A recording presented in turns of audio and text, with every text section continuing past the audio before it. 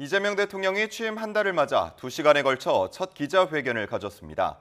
이 대통령은 국민이 하나로 모일 수 있도록 통합의 국정을 하겠다며 야당과 자주 회동하겠다는 의지를 내비쳤습니다. 또 검찰 개혁과 관련해선 자업자득이라며 추석까지는 개혁의 얼개가 나올 것이라고 말했습니다. 첫 소식 이동우 기자가 보도합니다. 이재명 대통령은 먼저 기자회견 모두 발언을 통해 취임 한 달의 소회를 밝혔습니다. 지난 30일은 국난의 파도를 함께 건너고 계신 우리 국민 여러분의 간절한 열망을 매 순간 가슴에 새기며 하루하루 치열하게 달려온 시간이었습니다. 무엇보다 지난 한 달은 추경안 마련 등 무너진 민생을 회복하고 정상 외교를 복원하는 데 전력을 다한 기간이었다고 평가했습니다. 또 대한민국 전체를 대표하는 대통령으로서 국민이 하나로 모일 수 있도록 통합의 국정을 할 것이며 야당과도 자주 만나겠다고 약속했습니다. 자주 만나뵐 생각이에요. 근데 영수회담을 정례화할 거냐 문제는 좀 고민을 해보겠습니다. 그게 이제 형식적으로 그럴 수도 있고 저는 필요하면 한다. 그리고 기본적으로 필요하다고 생각합니다.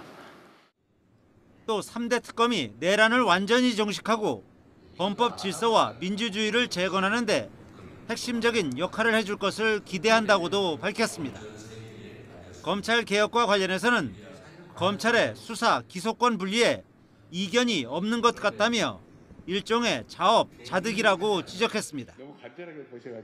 추석 전까지 검찰개혁 제도의 얼개를 만드는 것은 가능하지만 완벽한 제도 정착까지는 한참 걸릴 것 같다고 전망했습니다. 검찰 개혁은 국회가 하는 것이라는 점도 분명히 했습니다. 추석 전에 하자라고 지금 당대표 후보들부터 열심히 말씀하시는 것 같습니다. 제도 자체를 그때까지 얼개를 만드는 건 가능할 수도 있을 것 같아요. 국회가 결단하기 나름이다. 말씀을 드립니다. 정부에서도 갈등과 부작용을 최소화하기 위해 검찰을 잘 아는 사람이 맡는 것이 유용하다고 판단했다며 검찰 출신 민정수석 인선 배경 등을 설명했습니다. 이 대통령은 또 권력은 견제받아야 한다면서 친인척 비리 등을 감시하는 특별 감찰관 임명을 추진키로 하고 관련 절차를 발벌하고 지시했다고 밝혔습니다. 아울러 민생의 고통을 덜고 다시 성장하는 나라를 만드는 것, 그리고 두툼한 사회안전 매트리스로 국민 삶을 빈틈없이 지키는 것을 우선 과제로 제시했습니다. YTN 이동호입니다. 이재명 대통령은 이번 부동산 대출 규제는 맛보기에 불과하다며 수요 억제 대책이 많이 남아있다고 말했습니다. 투기적 수요가 부동산 시장을 매우 교란시키는데 전체 흐름을 바꾸겠다고 강조했습니다. 보도에 오인석 기자입니다. 이재명 대통령은 수도권 주택담보대출 한도를 6억 원으로 제한하는 대출 규제는 맛보기에 불과하다면서 부동산 관련 정책은 많다고 강조했습니다. 수요 억제책은 아직도 엄청나게 많이 남아있다. 이건 맛배기 정도다. 이렇게 제가 말씀을 드리고요. 그러면서 좁은 국토에 수도권 집중이 심화하는 와중에 투기적 수요가 부동산 시장을 매우 교란시키는데 전체 흐름을 바꿀까 한다고 말했습니다. 주택 공급 확대도 다양한 방법이 있고 얼마든지 실행이 가능하다고 설명했습니다.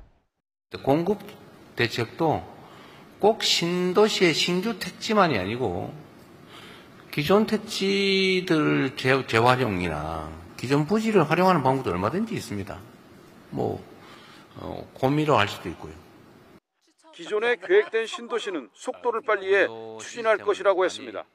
이 대통령은 대한민국의 미래가 부동산 정책에도 큰 영향을 받을 것으로 본다면서 지방균형 발전 정책을 확고하게 추진해 수도권에 과도하게 인구가 밀집하지 않도록 전체적인 방향을 바꿀 생각이라고 말했습니다.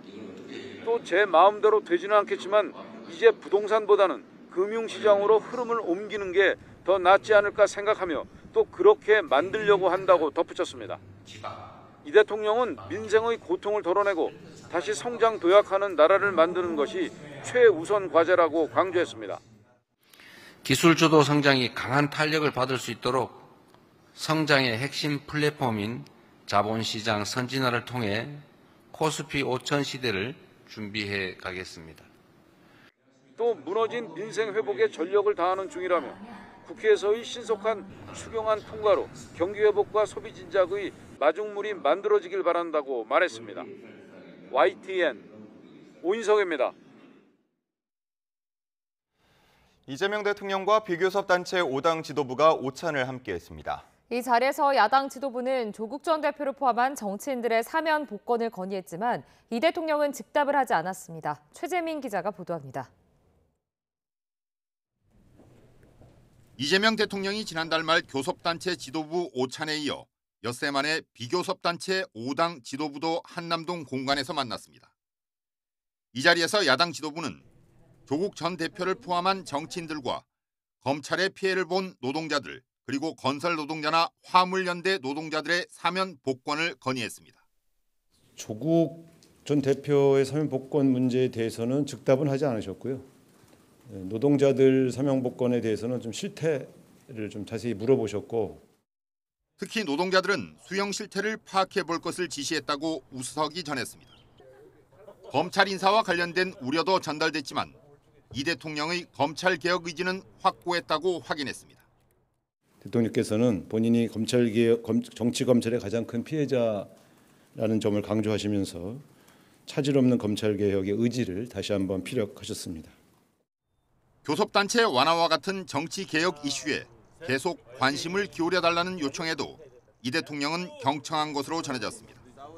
취임 30일 만에 진행된 기자회견에 민주당은 국민 주권 정부가 펼쳐갈 국정과 대한민국의 미래에 대한 국민의 기대를 더욱 크게 했다고 평가하면서 불통의 3년이 끝나고 정상적인 정부가 들어섰음을 모든 국민께 확인시켜줬다고 강조했습니다.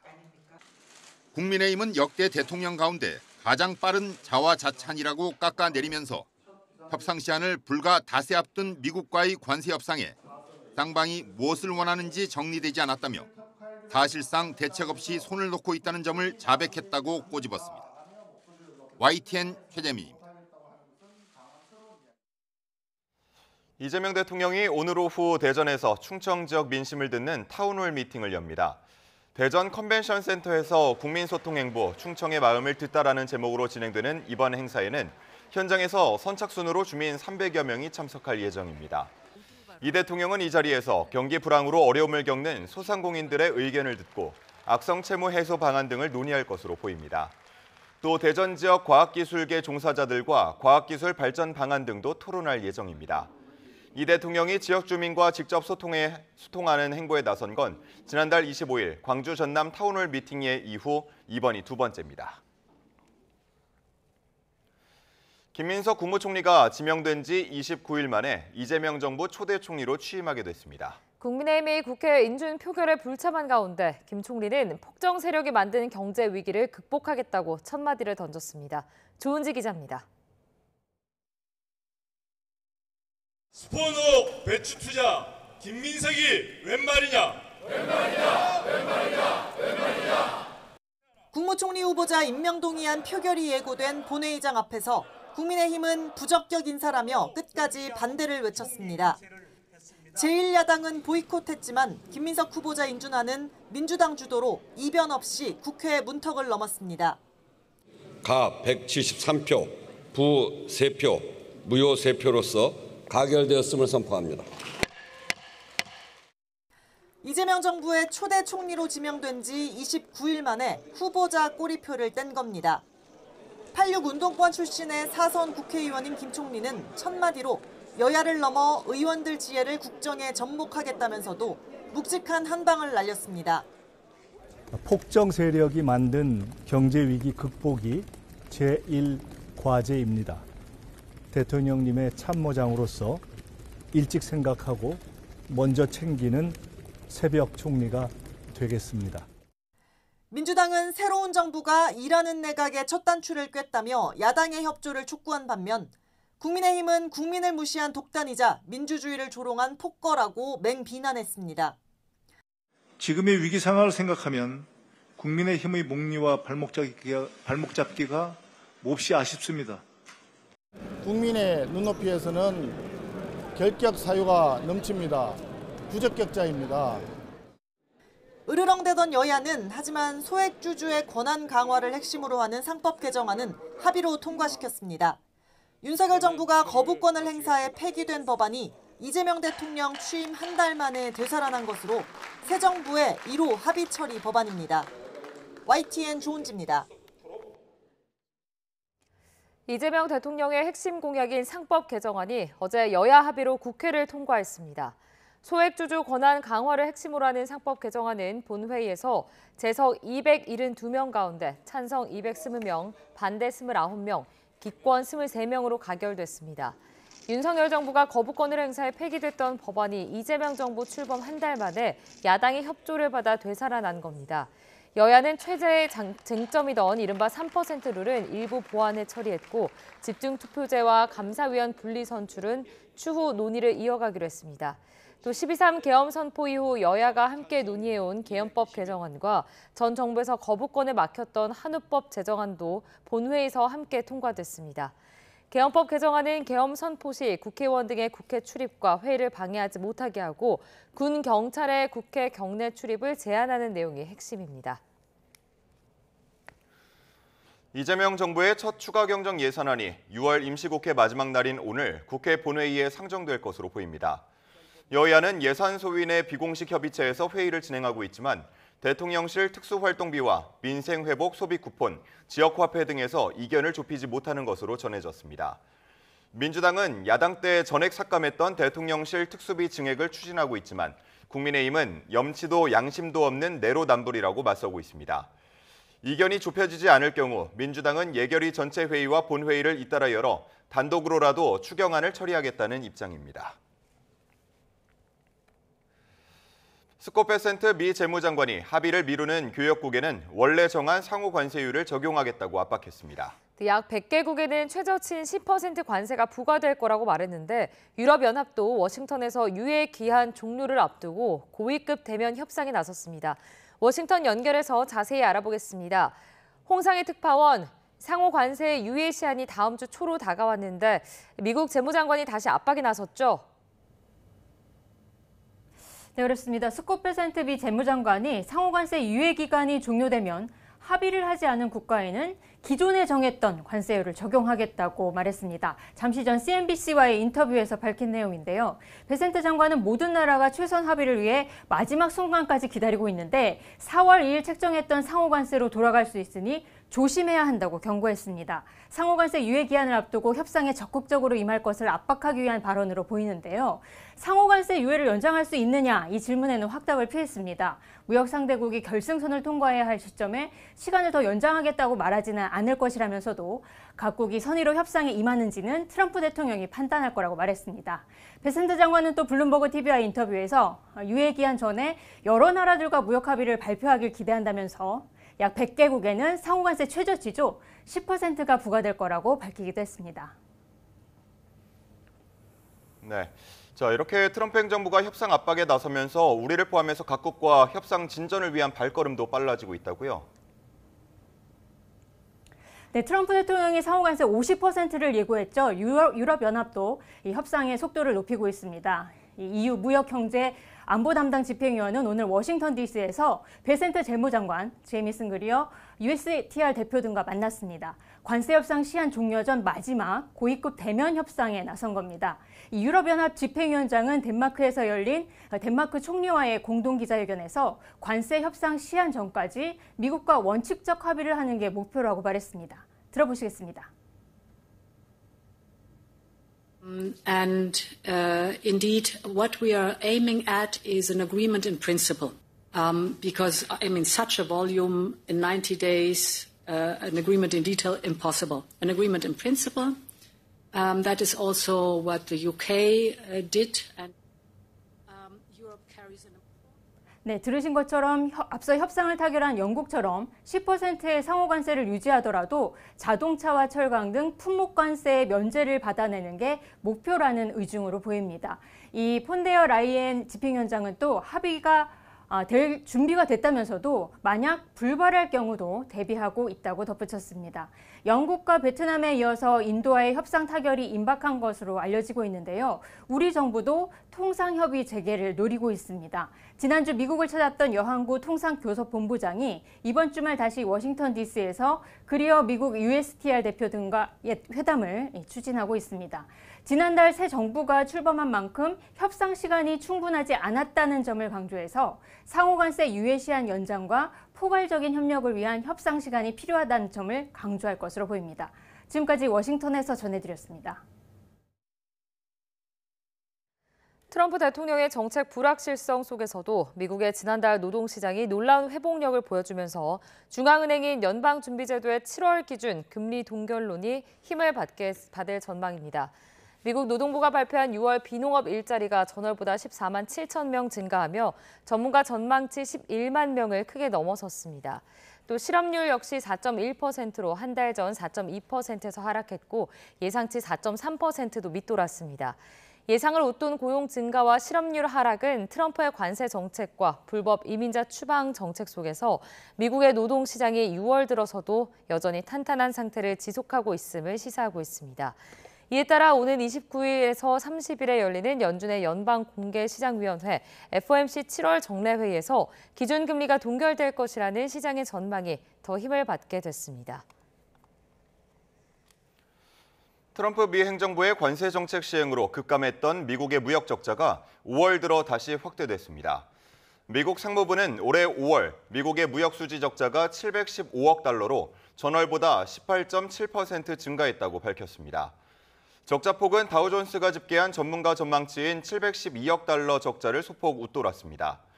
미국의 무역 적자는 관세 시행을 앞두고 기업들의 재고 축적 영향으로 3월까지 급증했다가 4월 들어 고율 관세가 발효된 국가와 품목을 중심으로 급감했습니다. 5월 수입은 전월 대비 큰 변동이 없었는데 수출이 감소하면서 적자폭 확대의 요인이 됐습니다.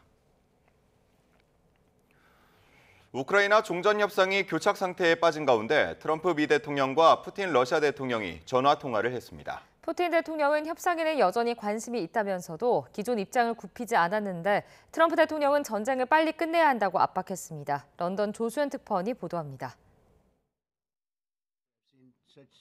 도널드 트럼프 미국 대통령과 블라디미르 푸틴 러시아 대통령이 1시간 동안 전화 통화를 가졌습니다. 지난달 15일 이후 약 2주 만이자 지난 1월 트럼프 2기 정부 출범 이후 6번째 통화입니다. 크렘린궁은 푸틴 대통령이 우크라이나와 협상할 준비가 돼 있다면서도 기존 목표, 즉 전쟁에 이르게 한 모든 근본 원인을 제거하는 것을 포기하지 않겠다는 뜻을 전했다고 밝혔습니다. 러시아는 우크라이나의 북대서양 조약기구 가입 추진 등이 갈등의 근본 원인이라고 주장합니다. Так Владимир Путин проинформировал Трампа о том, что Россия не откажется от устранения всех первопричин возникновения конфронтации на Украине. 크렘린궁에 따르면 푸틴 대통령은 전쟁을 신속히 끝내야 한다는 뜻을 푸틴 대통령에게 전했습니다. 같은 날 덴마크의 EU 순회의장국 출범식에 참석한 젤렌스키 대통령은 처음부터 트럼프 대통령의 조건 없는 휴전 제안을 지지해왔다며 정상급 회동이 필요하다고 거듭 촉구했습니다. 또 미국이 일부 무기 지원을 중단한 데에 대해 트럼프 대통령과 직접 논의하고 싶다고 말했습니다. It's a bit about which Europe doesn't have for today, especially when we speak about PAC-3. I mean that missiles for Patriot systems. This is crucial. 젤렌스키 대통령과 트럼프 대통령의 통화 일정도 조율 중인데 빠르면 오늘 이루어질 가능성이 있습니다. 이와 함께 EU는 미국의 무기 지원 중단은 우크라이나에 치명적이라며 무기 지원 공백이 생길 경우 유럽이 메워야 한다고 강조했습니다. 프레데릭센 덴마크 총리는 젤렌스키 대통령과 연대를 과시하며 의장국 임기 중 우크라이나의 EU 가입을 진전시키기 위해 최선을 다하겠다고 밝혔습니다. 런던에서 YTN 조수연입니다. 한 줄 뉴스입니다. 이재명 대통령 취임 첫 달이었던 지난달 정부가 한국은행에서 18조 원 가까이 급전을 빌려 쓴 것으로 나타났습니다. 서울 전체 아파트 가격에서 강남 3구 아파트가 차지하는 비중이 43%로 역대 최대를 기록했습니다. 계엄 사태 여파와 미국발 관세 전쟁으로 글로벌 기업들이 신규 투자 결정을 보류하면서 상반기 외국인 직접 투자 신고액이 14% 넘게 급감한 것으로 나타났습니다. 올해 상반기 농식품과 농산업을 합친 이른바 K푸드 플러스 수출이 9조 원으로 역대 최대로 집계됐습니다. 지난해와 비교해 국산 염장 고등어 가격이 36%, 원양 냉동 물 오징어가 28%, 냉동 참조기가 21% 오르는 등 수산물 가격이 큰 폭으로 오른 것으로 나타났습니다. 지금까지 한 줄 뉴스였습니다. 올해 제주도와 남부 지방의 장마가 끝났습니다. 폭염과 열대야는 당분간 지속할 전망이어서 온열 질환 대비가 필요합니다. 김승재 기자입니다. 제주도와 남부지방이 장마의 영향권을 벗어났습니다. 제주는 지난달 26일, 남부는 지난 1일 장마가 끝난 것으로 분석됐습니다. 제주도의 장마가 6월에 끝난 것은 관측 사상 처음입니다. 남부지방도 1973년 6월 30일에 이어 역대 두 번째로 이른 장마 종료를 기록했습니다. 장마 기간도 제주와 남부지방이 각각 15일과 13일로 역대 두 번째로 짧았습니다. 가장 짧았던 장마는 1973년으로 중부지역 6일, 제주도 7일이었습니다. 북태평양 고기압이 우리나라 상공을 덮으면서 제주도와 남부지방은 정체전선의 영향에서 벗어나는 것으로 분석됩니다. 다만 태풍의 발생과 북쪽 찬 공기의 영향으로 여름철 집중호우가 내릴 수 있으니 대비가 필요합니다. 중부지방의 경우엔 북한 지역에 있는 정체전선의 영향을 받을 가능성이 있어 아직 장마 종료로 보긴 어렵다고 기상청은 덧붙였습니다. 다음 주까지 북태평양 고기압이 우리나라에 영향을 줘 폭염과 열대야는 지속할 전망입니다. 강릉은 지난밤 최저기온이 30.4도를 기록해 이틀 연속 초열대야가 나타났습니다. 서울도 최저기온이 26.8도를 기록하며 나흘째 열대야가 이어졌습니다. YTN 김승재입니다.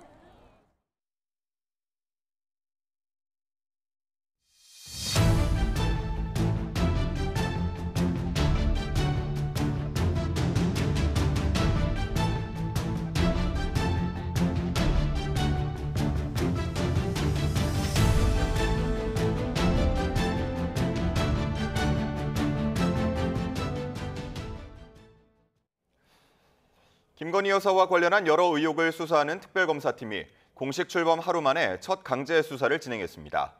김건희 특검팀은 어제 오전 삼부토건 본사와 관련자 주거지 등 10여 곳에 검사와 수사관을 보내 압수수색을 벌였습니다. 해당 의혹은 지난 2023년 삼부토건 관계자들이 우크라이나 재건 사업에 참여하는 것처럼 가정해 주가를 끌어올려 수백억 원의 부당이득을 취했다는 내용을 골자로 하고 있습니다. 당시 윤석열 전 대통령 부부가 질란스카 여사와 만나는 등 우크라이나 재건 사업을 논의하던 시기로 삼부토건이 폴란드에서 열린 재건 관련 행사에 참여한 후 1,000원대 주가가 단기간에 5배 넘게 급등했습니다. 최상병 사건 수사 외압을 수사하는 과정에서 이종호 전 블랙펄 인베스트먼트 대표가 이 시기 단체 대화방에 삼부 내일 체크하고 라는 메시지를 올린 사실이 드러나면서 김 여사와의 개입 의혹이 제기됐습니다. 이렇게 김건희 특검팀이 출범 하루 만에 삼부토건을 전격 압수수색하면서 김 여사에 대한 소환도 빨라질 거란 전망이 나옵니다. 특검팀은 진행 상황에 따라 인적, 물적 수사 대상이 넓어질 것이라며 고강도 수사를 예고했습니다. 박조은 기자가 보도합니다.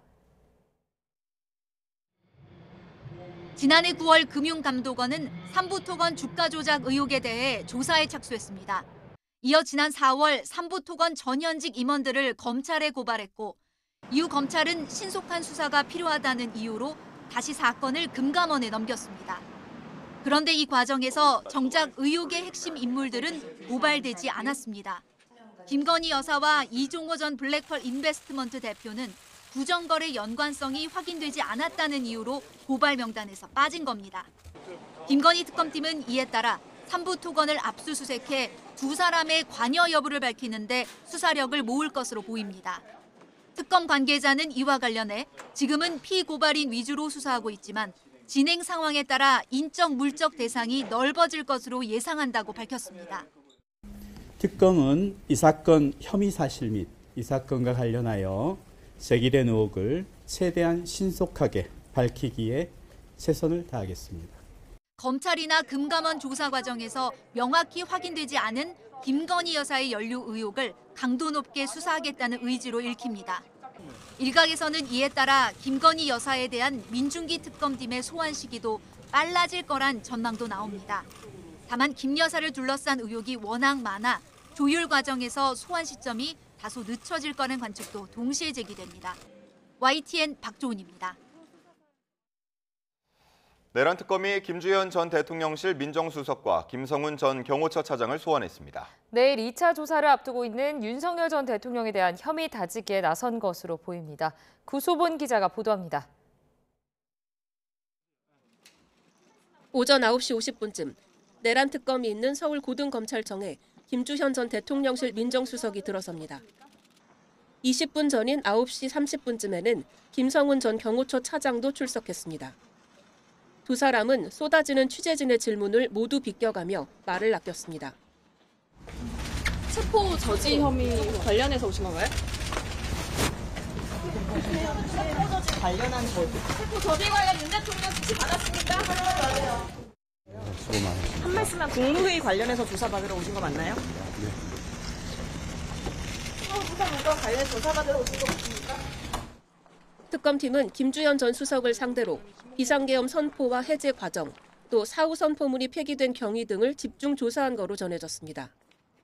특검은 앞서 강희구 전 대통령실 부속실장으로부터 김 전 수석에게 비상계엄 관련 문서가 있는지 질문받았다는 취지의 진술을 확보하기도 했습니다. 이후 사후 계엄 선포문이 작성됐다가 폐기된 과정에 한덕수 전 총리 등이 개입했다는 의혹이 제기됐습니다.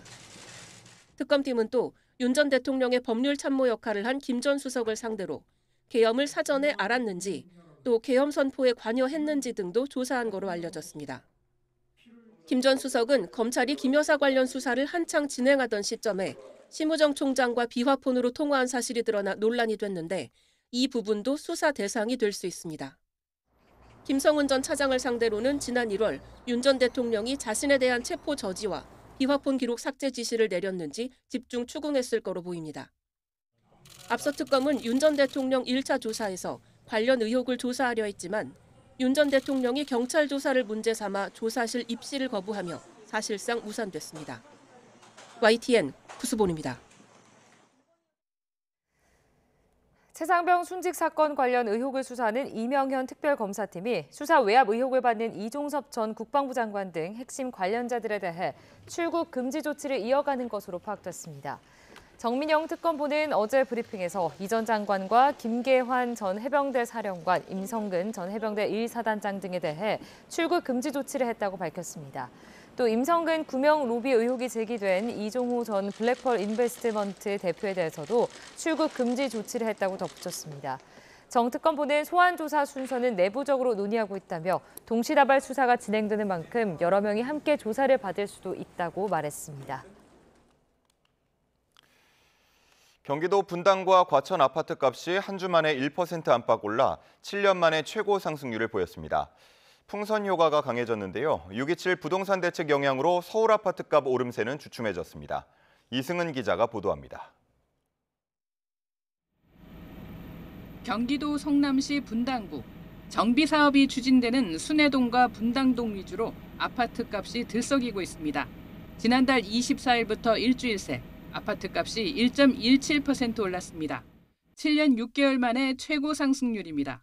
아파트 평균 시세가 20억 원이 넘는 경기도 과천시도 일주일 새 0.98% 올랐습니다. 6년 10개월 만에 최고 상승률입니다. 풍선 효과는 더 커지고 있습니다. 서울 영등포구가 일주일 새 0.66% 오르며 2013년 통계 작성 이래 최고 상승률을 기록했습니다. 양천구도 5년 7개월 만에 최대폭으로 올랐습니다. 종로, 서대문, 동대문, 노원구도 아파트값 상승률이 확대됐습니다. 이번 조사는 강력한 6.27 부동산 대책 시행 이후 사흘의 기간이 포함돼 일부 정책 효과가 반영됐습니다. 서울 전체의 경우 0.4% 올라 8주 만에 상승폭이 줄어들었습니다. 그래도 22주 연속 상승세입니다. 성동구 0.89%, 마포구 0.85% 등 한강벨트와 강남권 아파트 매매 가격 상승률은 여전히 높았습니다. 이에 따라 지방 아파트값 감소세 지속에도 전국 아파트값 상승률은 0.07%로 4주 연속 올라갔습니다. 상대적으로 접근이 가능하고 정비사업이나 교통망 호재가 있는 경기도의 과천이라든지 성남 분당의 1, 2신도시 주변에 주간 변동률이 크게 뛰는 현상들이 동반되고 있어서 모니터링이 필요하다고 보여지긴 합니다. 정부는 부동산 시장 불법 행위 현장 점검을 서울 주요 지역에서 서울 전체와 과천, 분당 등 수도권 일부 지역으로 확대한다고 밝혔습니다. 국내 부동산 규제에서 상대적으로 자유로운 외국인 거래도 조사에 착수합니다. YTN 이승은입니다. 정부가 627 대출 규제를 피하기 위해 사업자 대출을 주택 거래에 활용하거나 고가주택을 편법 증여받는 사례가 있는지를 집중 점검합니다. 금융위원회는 권대영 사무처장 주재로 가계부채 점검회의를 열고 가계부채 관리 강화 이행 상황과 불법 이상거래 점검 방안을 논의했습니다. 먼저 금융감독원은 사업자 대출의 용도 외 사용 점검을 대폭 강화하고 불법 행위가 적발될 경우 해당 대출금을 즉시 회수하기로 했습니다. 또 국세청은 자금 조달 계획서를 활용해 고가주택 자금 출처를 정밀 분석하고 세금 신고가 적정하게 이루어졌는지 검증한다는 방침입니다. 주주에 대한 이사들의 충실 의무를 골자로 한 상법 개정안이 국회를 통과하면서 코스피와 코스닥 지수가 일제히 상승했습니다. 우리 주가가 외국보다 저평가되는 코리아 디스카운트 해소의 전환점이 될 거란 기대감에 외국인과 기관이 쌍끌이 순매수에 나섰습니다. 류한홍 기자가 보도합니다. 코스피가 6거래일 만에 숨고르기 끝에 3,110선에 복귀한 채 마감했습니다. 외국인이 4천억, 기관이 6천억 원가량 순매수를 해 코스피가 1.3% 상승했습니다. 상법 개정안 국회 통과로 주주 친화적 경영 환경이 마련돼 국내 주식이 홀대받는 코리아 디스카운트 현상이 해소될 것이란 기대감이 커진 결과였습니다.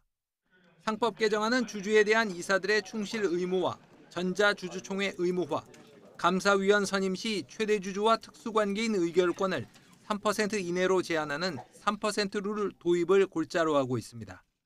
그리고 이런 부분들이 배당을 좀 늘린다든가 하는 부분으로도 연결이 될 수가 있기 때문에 관련해서 국내 은행주나 또는 지주회사 관련 주식들이 주가 상승을 좀 이어지고 있는 흐름을 보이고 있다고 볼 수 있을 것 같습니다.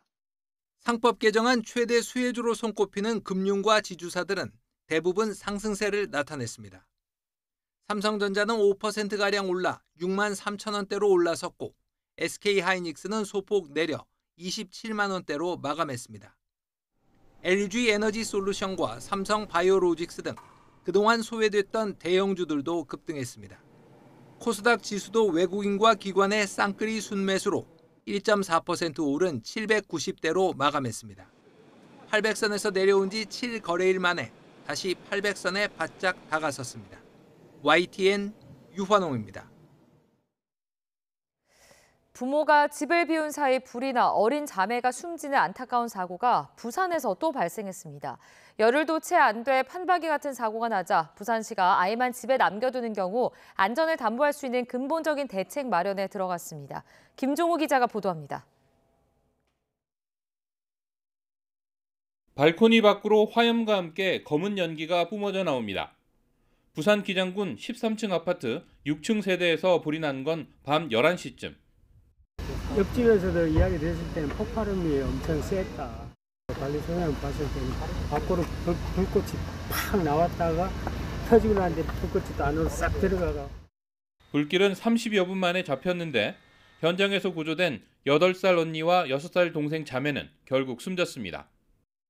중문 입구와 베란다 입구에서 각각 발견되었습니다. 발견 당시 심정지 상태였으며 부모는 사고 30분쯤 전에 아이들을 집에 데려다 놓고 외출해 당시 집에는 어른이 없었습니다. 불이 난 아파트는 지난 2003년에 건축 허가가 났습니다. 당시 법으로는 스프링클러 의무 설치 대상은 아닙니다. 합동 감식 결과 가동 중이던 거실 에어컨 주변에서 불이 시작됐고 에어컨이 연결된 콘센트 전선에 문제가 있었던 거로 보인다는 의견이 나왔습니다. 경찰은 에어컨과 전선 잔해 등을 정밀 감식해 정확한 경위를 파악할 예정입니다. 이번 사고는 지난달 24일 부산 부산진구 아파트에서 어린 자매가 화재로 숨진 사고와 판박이입니다. 당시에도 집에 부모 없이 아이들만 있었고 소방법상 스프링클러 의무 설치 대상이 아니라는 점 등이 같습니다. 잇따른 사고에 부산시는 부모가 아이를 집에 두고 나갈 경우 안전을 책임질 근본적인 대책 마련에 들어갔습니다. 아이들만 이게 남겨두고 나가는 일이 없도록 하는데 저희가 이 돌봄 지원 체계를 거기에 맞추어서 또 스프링클러가 없는 아파트를 전수조사하고 관련 조치도 시 차원에서 검토하기로 했습니다. YTN 김종호입니다. 서울 방학동에서 택시가 인도로 돌진해 보행자 1명이 숨지고 1명은 심정지 상태로 병원에 옮겨졌습니다. 차량이 차도 밖으로 돌진하는 사고가 잇따르고 있습니다. 황혜경 기자가 전해드립니다. 소방과 경찰이 인도에 가림막을 치고 분주히 움직입니다. 가림막 뒤에는 택시 한 대가 멈춰서 있습니다. 서울 방학동에서 택시가 버스 정류장 근처 인도로 돌진한 건 오후 4시 20분쯤입니다. 이 사고로 인도에 있던 보행자 1명이 그 자리에서 숨졌고 택시 운전자 60대 남성 A씨도 심정지 상태로 병원에 옮겨졌습니다. 또 택시 승객 1명과 자전거를 타던 시민 1명도 부상을 입고 병원에서 치료를 받고 있습니다. 너무 무섭죠. 다 무서운데 또 시민분들이 다 이제 몰려서 심폐소생술하고 응급처치를 해봤는데도 잘 안 되더라고요. 앞서 지난 1일 서울 상암동에서 승용차가 인도로 돌진해 벤치에 앉아있던 시민 1명이 숨졌고 다음 날에는 강원도 강릉 대관령 휴게소에서 SUV가 식당가로 돌진해 16명이 다쳤습니다. 두 사고 모두 운전자가 페달을 잘못 조작했다고 진술한 것으로 알려졌습니다. 경찰은 이번 사고와 관련해 택시가 다른 차량을 들이받은 뒤 인도로 돌진한 것으로 보고 블랙박스 영상 등을 바탕으로 정확한 사고 경위를 조사하고 있습니다. YTN 황혜경입니다. 납북자 가족 모임이 대북전단 살포를 전격 중단하겠다고 밝혔습니다. 접경 지역 긴장감이 완화될 거라는 기대감이 나오는데요. 탈북자 단체들의 움직임도 주목됩니다. 배민혁 기자가 전해드립니다. 경찰 기동대 버스가 벽을 치듯 세워져 있고 현수막을 든 사람들이 경찰과 대치합니다. 지난해 10월 납북자 가족 모임이 대북전단 5만 장을 날리겠다며 경기 파주시 임진각을 찾은 건데 경찰과 주민들의 저지에 결국 실패했습니다. 이후에도 전단 살포 예고가 있을 때마다 주민들은 북한이 또다시 오물풍선으로 대응할까 봐 불안해했습니다. 지자체와 경찰은 강경 대응을 예고했지만 단체는 전단 살포 강행 의지를 굽히지 않았습니다. 하지만 이후 정동영 통일부 장관 후보자를 비롯해 정부 고위 관계자들이 납북자 가족 모임 최성종 대표에게 전화해 새 정부의 대북 정책 협조와 대북 전단 살포 중지를 당부했습니다. 다른 피해 가족과 논의를 이어온 최 대표는 결국 대북 전단 살포 중단을 결정했습니다. 생사 확인을 목적으로 내가 전단지를 보내는 거니까 이 정부가 빨리 그 생사 확인을 해달라. 지난달 12일 우리 군이 대북 확성기 방송을 멈춘 지 하루 만에 북한도 대남 방송을 중단하며 접경 지역 긴장감 완화에 대한 기대감이 나오고 있습니다. 이런 가운데 탈북 단체들도 납북자 가족 모임의 대북 전단 살포 중단 결정에 호응할지 관심입니다. YTN 배민혁입니다. 6.25 전쟁 발발 이후 유엔군과 북한군이 지상에서 처음 맞붙었던 중미령 전투가 벌어진 지 75년이 됐습니다. 전투가 있었던 경기도 오산에서 미국 스미스 부대 전몰 장병을 기리는 추도식이 열렸습니다. 최기성 기자입니다. 공군 블랙 이글스의 에어쇼가 펼쳐집니다. 미국 국가와 애국가가 울려 퍼지고 묵념이 이어집니다. 6.25 전쟁 당시 미 지상군 스미스 부대원 540명은 유엔군 자격으로 참전했습니다. 1950년 7월 5일 남하하는 북한군과 6시간 넘게 싸웠는데 181명이 숨지거나 실종됐습니다. So I'm going to take that memory back and I'm going to talk about it so that we don't forget, because the only way we'll forget is if we stop talking about the heroic acts of the soldiers that participated in 1950. 1955년 미군이 스미스 부대 전몰장병 희생을 추모하기 위해 유엔군 초전 기념비를 세운 이후 오산시는 매년 7월 추도식을 열고 있습니다. 이번 행사에는 한미 두 나라 관계자 400여 명이 참석했습니다. 낙동강 전선을 구축할 수 있는 발판을 마련했고요. 인천 상륙 작전을 성공할 수 있는 그런 계기가 된 곳이 바로 이 중밀형 전투이기도 합니다. 오산시는 지난달부터 유엔군 초전기념관에서 한반도의 평화를 수호한 도시 오산이란 주제로 기획 전시도 함께 운영 중입니다. YTN 최기성입니다.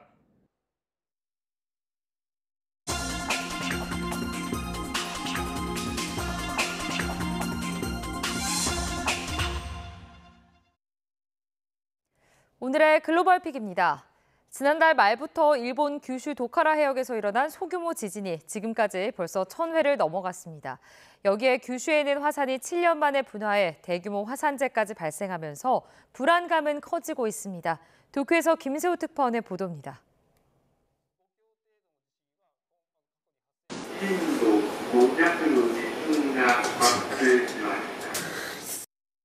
지진 직후 학교 내 바닥에 7m 가까운 금이 생겼습니다. 일본 남부 가고시마현 도카라 열도 해역에서 소규모 지진이 끊이지 않고 있습니다. 5強程度の地震は過去に発生したことがありますので、その程度の揺れがあることについては想定をしておいていただきたいと思います。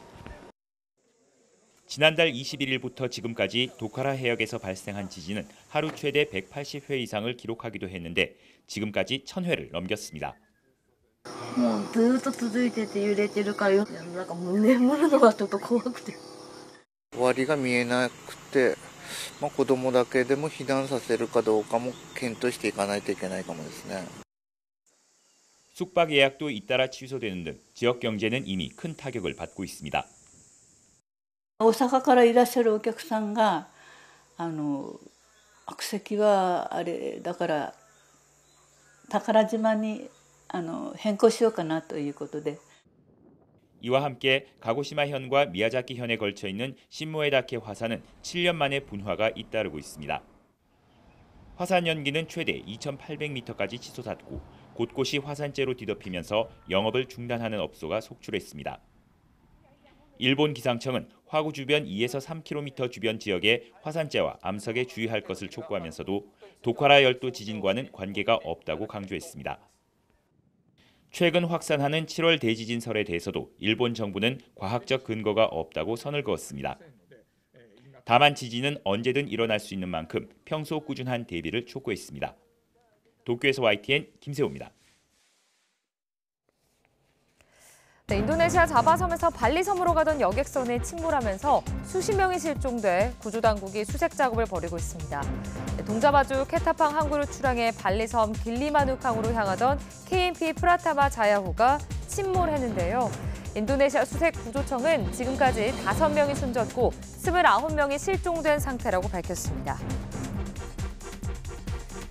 미 항공우주국 나사는 태양계를 통과하는 성간 혜성을 최근 발견했다고 밝혔습니다. 나사에 따르면 칠레에 있는 소행성 충돌 최종 경보 시스템 관측소에서 지난 1일 새로운 성간 혜성이 관측됐고 궁수자리 방향에서 도착한 이 성간 혜성은 3I 아틀라스로 공식 명명됐습니다. 이 성간 혜성은 현재 지구에서 약 6억 7천만 킬로미터 떨어진 곳에 자리하고 있습니다. 지금까지 글로벌 픽이었습니다.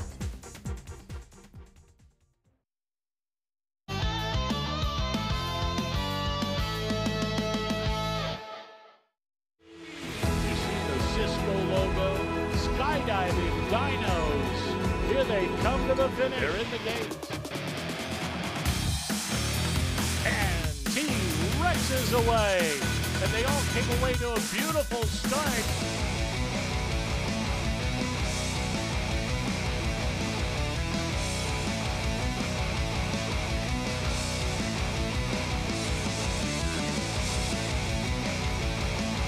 Flying down the stretch in the championship from the outside, 4, 5 T-Rexes hitting the wire virtually together.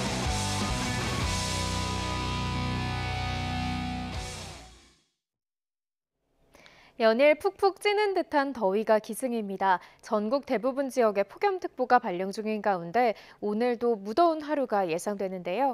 밤사이에도 열기가 식지 못하고 현재 대부분 25도 안팎을 보이고 있습니다. 현재 서울 기온 25.8도, 청주 25.6도, 강릉은 30.1도를 나타내고 있습니다.